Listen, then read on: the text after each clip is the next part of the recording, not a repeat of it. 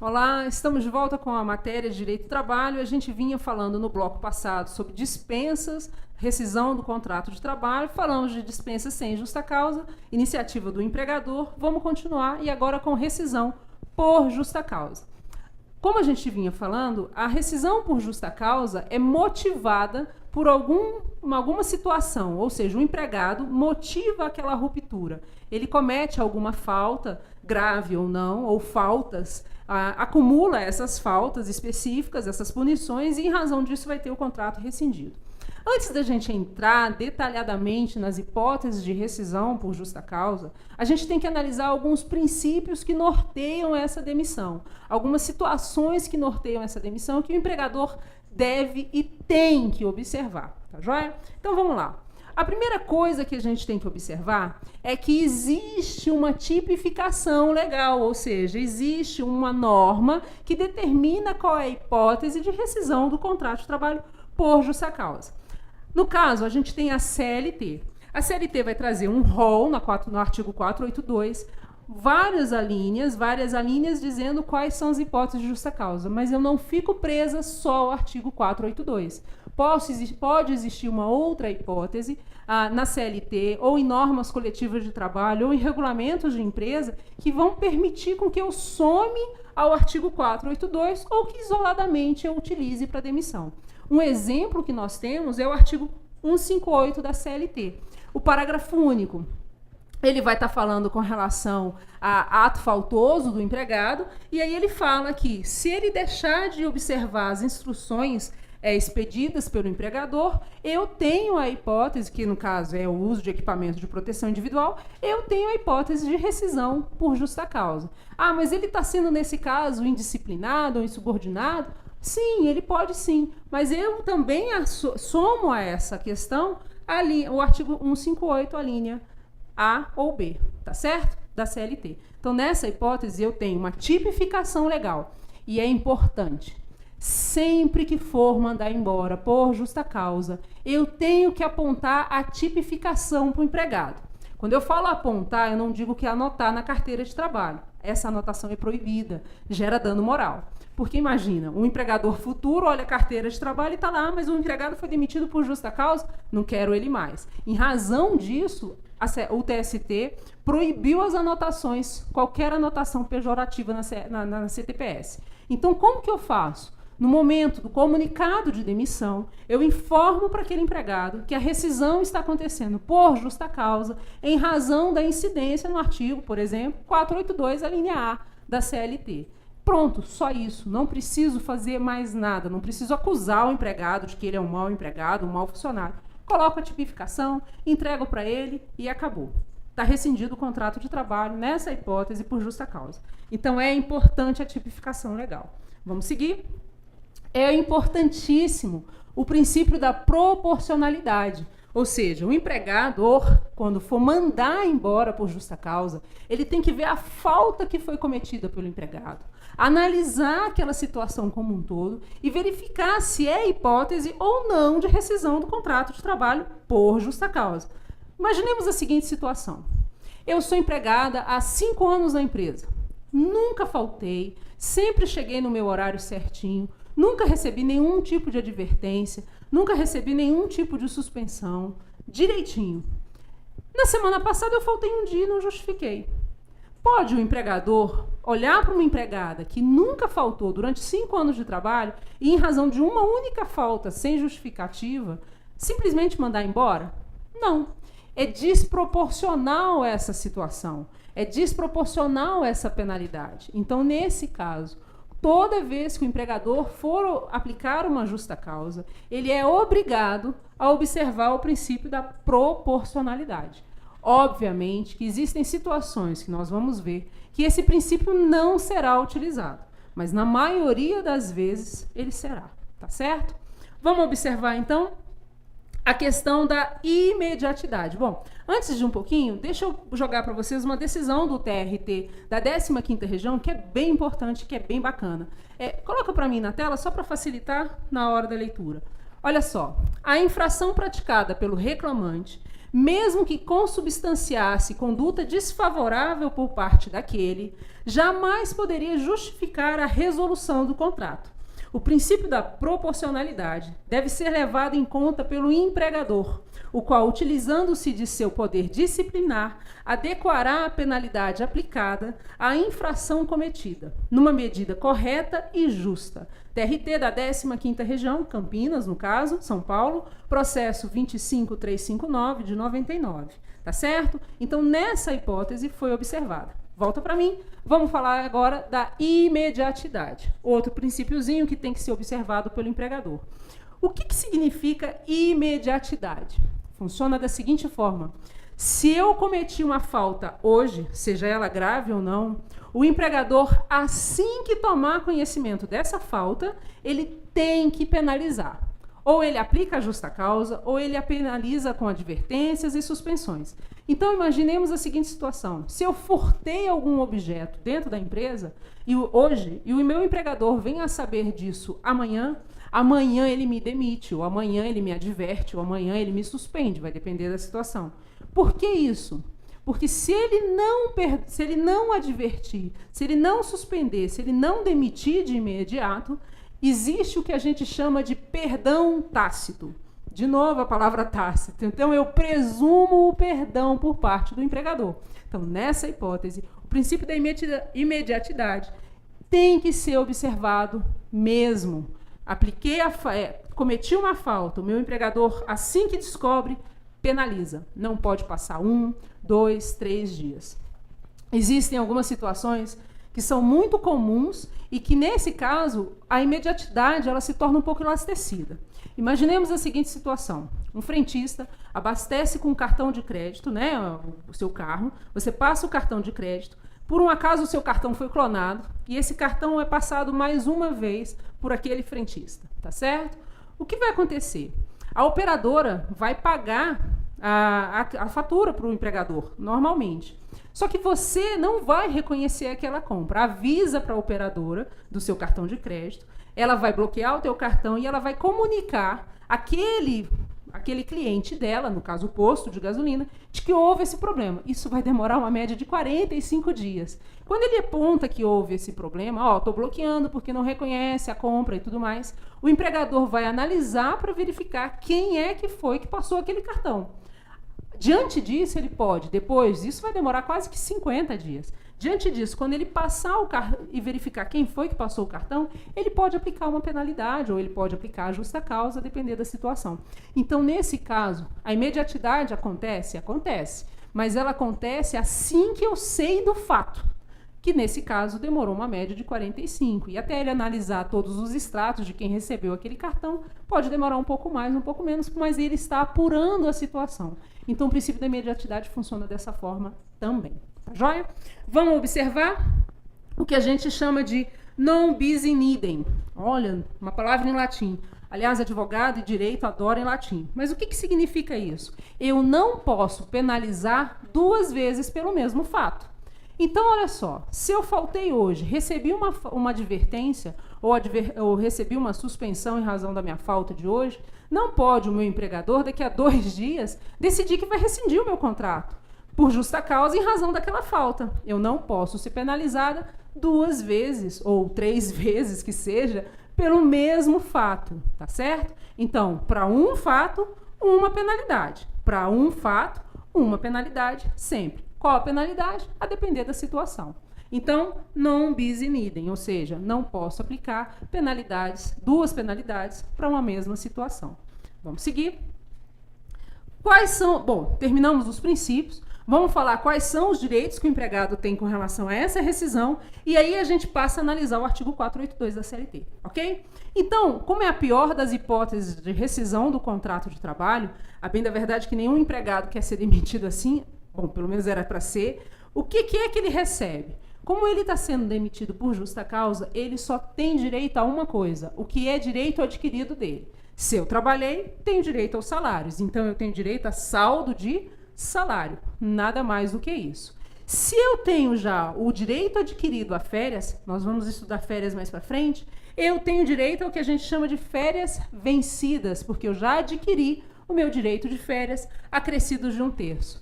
Tenho direito à liberação do FGTS? Não tenho direito de liberação do FGTS, não tenho direito de aviso prévio, não tenho direito de 13º. O meu direito é só e tal somente esse. Atenção, saldo de salário e férias vencidas. Férias proporcionais não existirão nessa hipótese, porque eu não adquiri o direito de férias ainda, que ele é adquirido com 12 meses de contrato, tá certo? Então, saldo de salário e férias vencidas. Observem, mais uma vez, é a pior das hipóteses de contrato, de rescisão de um contrato de trabalho. Bora lá analisar então agora o artigo 482 da CLT. São várias alíneas e a gente tem que analisar, observando sempre o que a gente falou já reiteradas vezes a respeito da súmula 212, que significa que o empregador tem que comprovar a hipótese de rescisão do contrato de trabalho, seja ela qual for, mais ainda a hipótese do 482. O que eu estou dizendo? Ônus da prova. Quando a gente fala de ônus da prova, eu estou trazendo o seguinte: quem prova aquele fato. Se eu alego que o empregado foi demitido por justa causa, eu provo essa demissão, tá joia? Então vamos lá para o artigo 482, analisar as hipóteses. Na linha A do 482, a gente tem o que a gente chama de improbidade. O artigo 482, a linha A determina que quando o empregado cometeu o ato de improbidade, ele pode ser demitido. O que vem a ser improbidade? Improbidade é quando o empregado se apropria indevidamente de alguma coisa que não lhe pertence. Bom, se apropriar sem poder, bom, isso é furto, mas pode ser também um roubo. Furto é sem arma, então que é mais comum nessas hipóteses. Então, quando o empregado furta qualquer objeto da empresa ou de outrem, de um colega dentro da empresa, o empregador tem a permissão de mandar embora por justa causa. Atenção, esse fato, quando a gente analisa esse fato, eu não estou analisando o objeto que foi furtado. Eu não estou analisando se aquele objeto tem poder, se ele tem valor econômico ou não. Eu estou analisando o ato. Então, imaginemos a seguinte situação.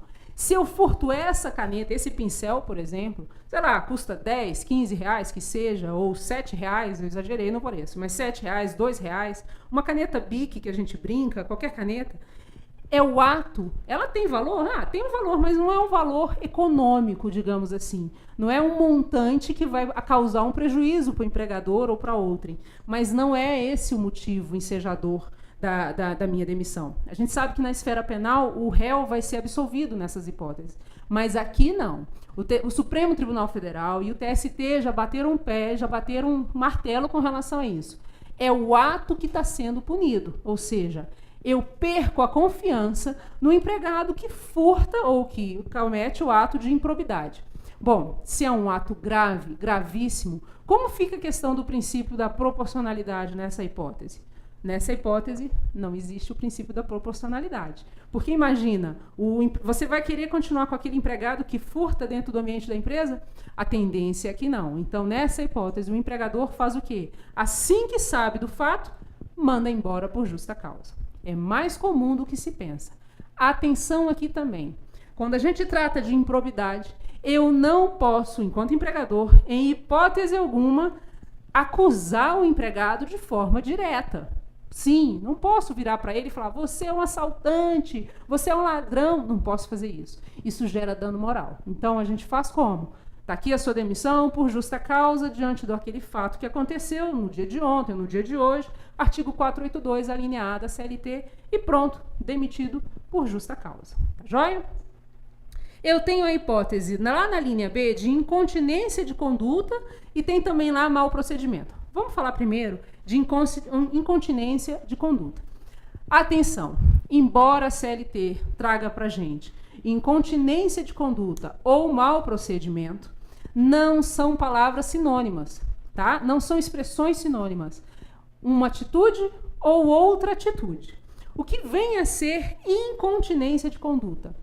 É todo comportamento adotado pelo empregado desregrado. Quando a gente fala desregrado, é porque tem conotação sexual.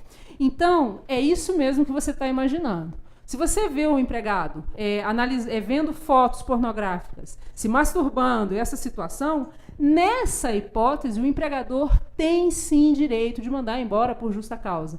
Aliás, o empregado que comete o famoso assédio sexual, tão divulgado hoje em dia a respeito das decisões do TST, esse empregado que comete assédio sexual, ele comete um ato de incontinência de conduta. Então, nessa situação, o empregador tem o direito de mandar embora por justa causa.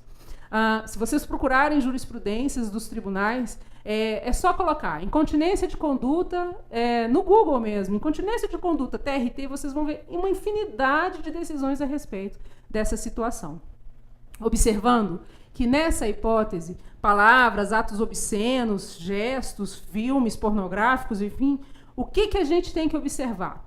Eu tenho que observar o princípio da imediatidade e o princípio da proporcionalidade não vai se aplicar nesse caso. Por que o da proporcionalidade não se aplica? Porque é um ato grave, muito grave.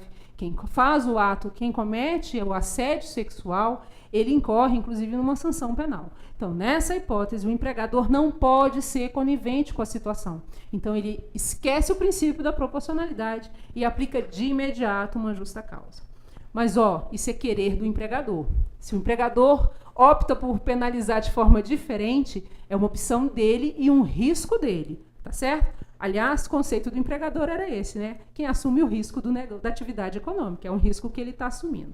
Então, incontinência de conduta é qualquer ato desregrado, é um desregramento ligado à vida sexual do empregado, tá joia? Vamos seguir? A gente vem agora para mau procedimento. Quando a gente fala de mau procedimento, também na linha B, lembra que a gente falou? Mau procedimento, nesse caso, a conduta já não é com conotação sexual. A conduta já é diferente. Não importa mais em conduta desregrada. Tem aqui para mim uma hipótese, por exemplo, em que a conduta não é compatível com aquele ambiente de trabalho. O mau procedimento é nessa situação. A minha conduta não é compatível com aquele ambiente de trabalho, seja porque eu deixo a empresa fora do horário, seja porque eu cometo o que a gente chama de assédio moral. Esse é o mau procedimento. Eu simplesmente deixo de observar regras sociais dentro do meu ambiente de empresa. Então, eu tenho o que a gente chama de mau procedimento. Nesse caso, por exemplo, fala muito palavrão, a pessoa assedia o seu colega de trabalho. Lembrando que o assédio moral ele pode acontecer de cima para baixo, e pode acontecer de baixo para cima, e com os colegas, com os pares que a gente fala. Então, é o famoso bullying, que a gente tanto fala hoje na jurisprudência. Então, quando eu sou uma pessoa assediadora, eu cometo o que a gente chama de mau procedimento, tá certo? Bom, se eu sou um assediador, se eu tenho um mau procedimento, como fica essa situação com relação ao princípio da imediatidade, o princípio da proporcionalidade? Nesse caso, a depender da conduta, o empregador tem sim que ir de imediato aplicar a justa causa. Ele não vai pensar duas vezes. Ele vai ter que analisar a situação, verificar qual é a hipótese de mau procedimento e aplicar aquela penalidade. Ou justa causa, ou advertência, ou suspensão, a depender da situação.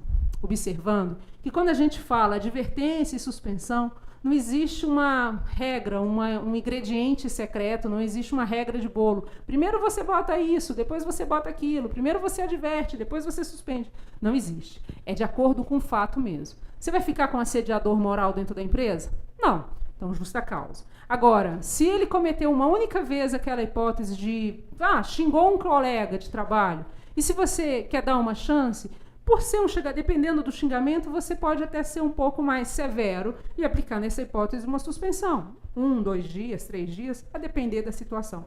Tem que ser analisado caso a caso mesmo. Dá um trabalhinho, mas é possível ser feito. Tá joia? Vamos falar agora da previsão de negociação habitual, prevista no artigo 482 da CLT. O que significa negociação habitual? Nessa hipótese, o empregado, ao longo das suas atividades laborais, negocia habitualmente com outras pessoas de forma a concorrer diretamente, ou até mesmo um pouco indireto, com o seu empregador. É comum acontecer? É comum acontecer, sim. Eu gosto quando eu falo de negociação habitual, eu gosto de trazer um exemplo para ficar claro para o aluno como que isso acontece. Imagina que você tem uma máquina de lavar, seja ela de lavar louça, lavar roupa, o que seja, e essa máquina vem estragar. Você chama a assistência técnica da máquina. Quando o moço chega para arrumar, ou a moça chega para arrumar, né, ela vira para você e fala, olha, o conserto vai ficar em X reais. E você fala, nossa, mas essa peça é cara, né? Ou esse conserto é caro. Ela vira para você em off e fala o seguinte, não, mas se você fechar comigo no final de semana, eu faço para você por menos 2x. Ou seja, vai ficar mais barato. Obviamente que você, como cliente final, você quer o conserto da tua máquina e você quer pagar menos. Você fecha com ele. Ele está negociando de forma habitual, enfim, de forma a prejudicar o seu empregador, porque o empregador vai deixar de fazer o serviço, ele vai fazer o serviço de forma particular e, diante disso, causa um prejuízo para o empregador. Se o empregador vem a descobrir essa hipótese, o que acontece? Demissão por justa causa, ou, se for o caso, advertências, suspensões, porque, nesse caso, a negociação habitual ela precisa de uma proporcionalidade. Tá? Então, se você cometer um ato que causa um prejuízo para o empregador, mas não causa um prejuízo tão relevante assim, em razão da negociação, a tendência é que você tenha que mesurar o empregador tenha que mesurar a penalidade que vai ser aplicada. Então, negociação habitual traz essa hipótese para a gente. Tá joia? Belezinha? Vamos seguir com relação à condenação penal transitada em julgado. Atenção quanto a essa expressão. Deixa eu pegar o vermelho, que é até melhor. Atenção quanto à expressão transitada em julgado. Tá certo? Não é condenação só e tão somente. É condenação transitada em julgado. Toda vez que o empregado for condenado e essa condenação transitar em julgado, ou seja, não cabe mais recurso, é isso que significa transitar em julgado, o empregador tem a autorização de mandar embora por justa causa. Renata, então você está querendo dizer que nesse caso não tem mais contrato? Não tem mais contrato. Por quê? Simples. Porque não tem como o empregado trabalhar, nessa hipótese, trabalhar na empresa e estar preso, encarcerado. Então, nessa situação, eu tenho a demissão por justa causa. Um exemplo claro que eu gosto de trazer para todo mundo e que os flamenguistas não gostam muito, perdão, flamenguistas, é o caso do goleiro Bruno. O goleiro Bruno, se a gente for observar a situação dele, ele ainda não tem uma condenação penal transitada em julgado. Na época dos fatos, tentou-se demiti-lo por justa causa em razão dessa situação. E o que foi que o tribunal avisou para ele? O tribunal não, né? Os juristas avisaram para eles. E, na verdade, acredito que até o advogado do Bruno avisou para o Flamengo. Não manda embora por justa causa, não. Ele só está preso. Ele ainda não respondeu o processo. Ele ainda não transitou em julgado o processo dele. Obviamente que o contrato de desportista tem um prazo específico, enfim, e o contrato hoje já foi rescindido. Mas, na época dos fatos, o Bruno não podia ser mandado embora por justa causa, que foi uma tentativa do Flamengo, inclusive. Bom, flamenguistas não fiquem bravos comigo, nada contra o Flamengo, enfim. Mas, de qualquer forma, tá lá. Tem que ser transitado em julgado. Renata, mas enquanto não tiver transitado em julgado e ele tiver encarcerado, por exemplo, como que fica o contrato de trabalho nessa hipótese? Fica suspenso, tá? Então, fica sem receber salários. É a hipótese de suspensão do contrato de trabalho. Isso está acontecendo, inclusive, agora também com os mensaleiros, enfim, com as condenações que aconteceram, como ainda não passaram em julgado, o contrato deles de trabalho está suspenso. Em outras hipóteses, transitou em julgado, condenação, ele pode mandar embora por justa causa. Tem empregador que não manda, tá? Que permanece o contrato suspenso porque ele gosta daquele funcionário, por determinações, situações ímpares, enfim, e ele opta de negociar isso com o empregado. Pode ser? Sem problema algum, tá joia? Vamos falar agora de desídia. Atenção, é a cláusula que mais tem mais hipóteses de rescisões contratuais.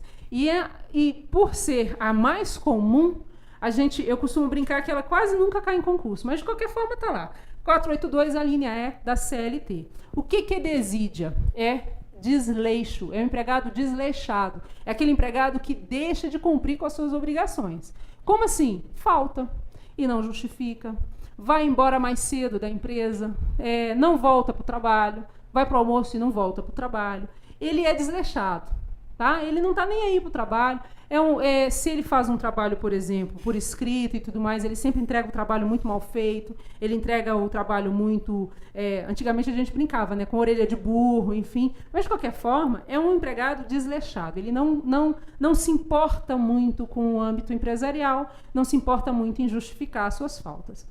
Aqui, a gente tem que tomar uma atenção. Com relação ao artigo 482-E, eu preciso, e é obrigatório, observar o que a gente chama de princípio da proporcionalidade. Que é como a gente falou logo no comecinho, não vou me tornar repetitiva, mas faltei um dia só, nunca tive punição, não posso dispensar por desídia ou por desleixo. Eu tenho que observar aquela questão e aplicar advertências. E sempre perguntam para a gente, 3 advertências, uma suspensão, depende da situação em si. Tá joia? Então não tem regra, não tem ingrediente secreto, é de acordo com a situação e de acordo com o histórico funcional do empregado. Eu demito ele por justa causa, por desídia. Tá joia? Vamos seguir, tem muita coisa. Eu vou apagar esse círculozinho que ficou aqui. E aí a gente tem o quê? Embriaguez habitual ou em serviço. Essa cláusula tem dado muita dor de cabeça para a gente, tá certo? Porque no passado não tinha a problemática ou a situação de que uma pessoa alcoólica seja doente. A gente não tinha essa situação. Então, toda vez que o empregador chegava no seu ambiente de trabalho e verificava que o seu funcionário estava embriagado, de forma habitual ou no serviço, ele tinha a permissão de mandar embora por justa causa. A gente pede que nessa situação, pedia e ainda continua pedindo, que nessa situação o empregador observasse o princípio da proporcionalidade, analisasse a situação com um pouco mais de cautela e tudo mais. Acontece que hoje a Organização Mundial de Saúde, assim como o TST, já trouxeram para a gente que quem sofre, quem é alcoólico, antigamente a gente falava alcoólatra, mas enfim, quem é alcoólico, ele é um doente. E por ser um doente, ele não pode ser mandado embora por justa causa. Existe um projeto de lei que está sendo analisado pela Câmara de trazer a possibilidade do empregador afastar esse empregado para tratamento e, se ele se recusar, aí sim aplicar a demissão por justa causa, por embriaguez habitual em serviço. Mas, por enquanto, eu não tenho essa lei, eu não tenho essa autorização. Renata, mas eu vi um empregado embriagado, é de forma habitual e é em serviço, como eu faço? Você penaliza. Você vai somando as penalidades. A partir do momento que você soma as penalidades, você tem a possibilidade de mandar embora por mau procedimento, por exemplo. E aí eu elimino a cláusula de embriaguez. Mas ela ainda é aplicada? Ela ainda é aplicada em alguns casos. Mas é muito tênue, é muito limite, o limite é muito pequeno com relação à questão do alcoolismo. Inclusive, essa cláusula é utilizada também para quem é dependente químico. A gente também utiliza essa cláusula, porque o dependente químico cai numa situação de ficar entorpecido, enfim, e aí a gente tem essas análises do TST. Não está aqui, mas a gente tem também a possibilidade de aplicação de justa causa também. Como também é uma dependência química, como também é uma doença, tem que ser observado a situação com muita cautela, com muito critério. Tá joia? Vamos seguir? Violação de segredo de empresa. Bom, nesse caso aqui, é o artigo 482, a linha G. Eu tenho um determinado segredo da empresa e eu passo a divulgar, sem autorização alguma. Nessa hipótese, vamos observar o seguinte: o empregador não precisa pensar 2 vezes, vai causar um prejuízo enorme para ele. E nessa hipótese, a gente manda embora por justa causa. Tem até um caso que foi muito falado, mas ele não aconteceu no Brasil. Mas imaginemos que tivesse sido. Tem 2 casos, na verdade, que não foram no Brasil. Mas supondo que foi, um foi da venda de uma funcionária ofereceu para a Pepsi a fórmula da Coca-Cola. Nessa situação, se fosse no Brasil, justa causa sem problema algum, tá certo? É um segredo da empresa, guardado a 7 chaves. E se a gente tivesse, e também teve a hipótese, salvo engano, na Fórmula 1 da Ferrari com a McLaren, Alonso no meio, para variar, e outras coisas, enfim, também houve venda de segredo ali com relação aos projetos, enfim, o engenheiro na Justiça do Trabalho no Brasil seria passivelmente violação de segredo de justiça, de segredo de empresa, quer dizer, e provavelmente teria uma demissão por justa causa, tá certo? Vamos para o próximo bloco, a gente continua com as hipóteses de demissão por justa causa, tá joia?